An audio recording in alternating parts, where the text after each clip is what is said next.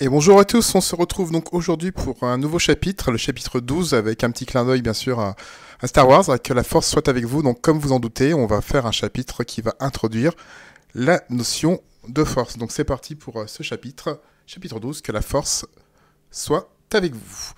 Comme d'habitude, je vous rappelle les règles pour le diaporama, c'est-à-dire que vous pourrez faire pause à tout moment, et moi je vais commenter brièvement chacune des diapos. À noter que vous avez ici sur ce diapo uniquement la première partie du chapitre 12. Voilà, c'est parti pour ce chapitre 12. Donc là, je vais passer la diapo puisque c'est une diapo qui se ferait plutôt avec des élèves en face. Donc la période de confinement oblige, nous aurons donc pas à commenter cette diapo. Et donc grand 1, notion de force. Donc qu'est-ce que c'est une force en physique? Donc c'est quand vous exercez une action mécanique. Et donc dans ce cas-là, vous allez être capable de provoquer ou de modifier le mouvement d'un corps.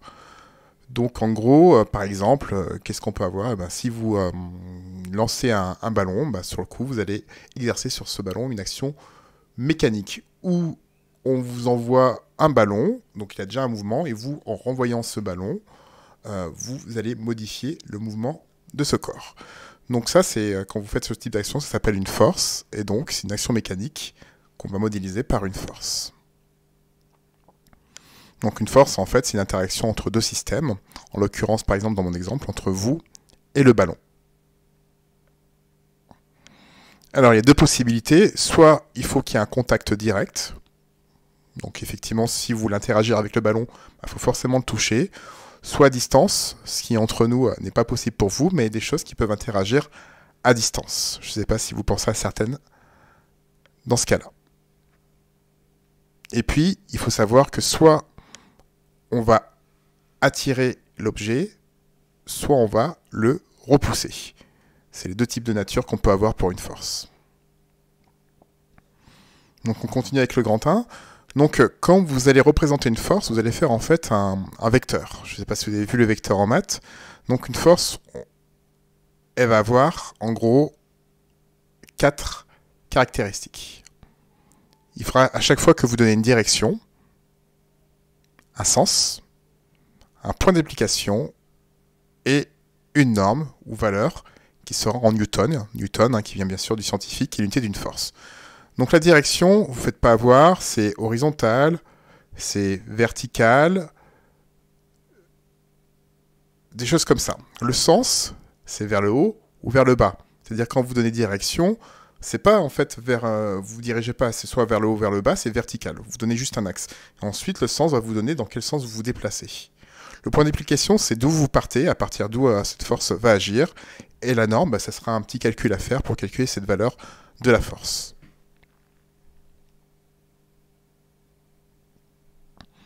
Donc, comme tout vecteur, ça se représente par une flèche, en utilisant des fois une échelle adaptée, c'est-à-dire, tiens, par exemple, j'ai une force de 10 newtons, et je vais représenter 1 cm égale 1 newton.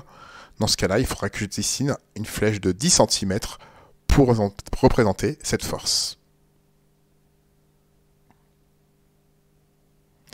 Alors, que fait une force? Donc, comme on l'a dit dans l'introduction, elle peut mettre ou stopper le mouvement d'un objet.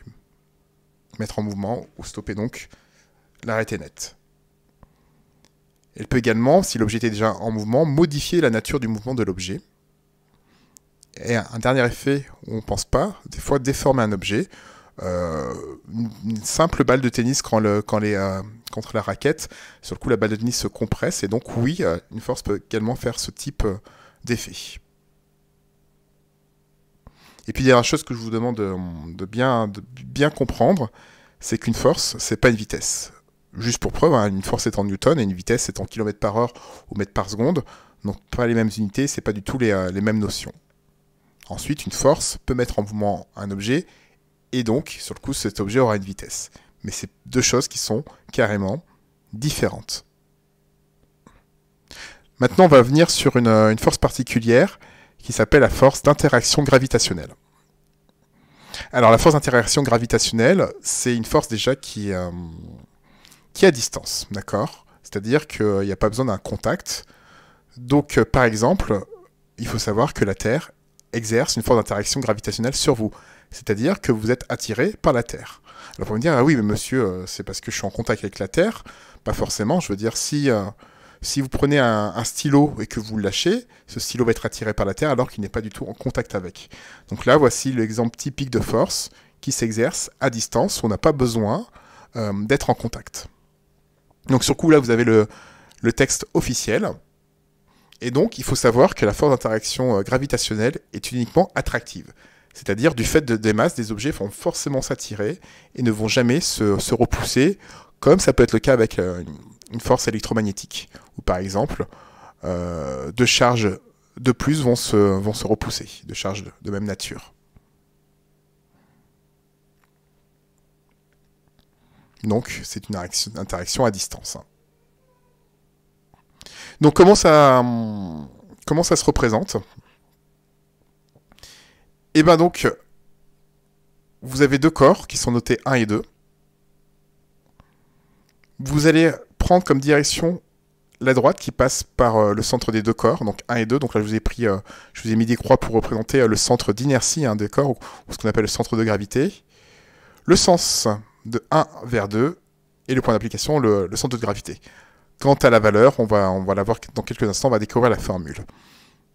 Donc en gros, la convention qu'on a pour une force, c'est toujours qu'on met en premier l'acteur et en deuxième le receveur. Donc ici, c'est 2 qui attire et c'est 1 qui subit. Donc c'est pour ça qu'on va noter 2/1.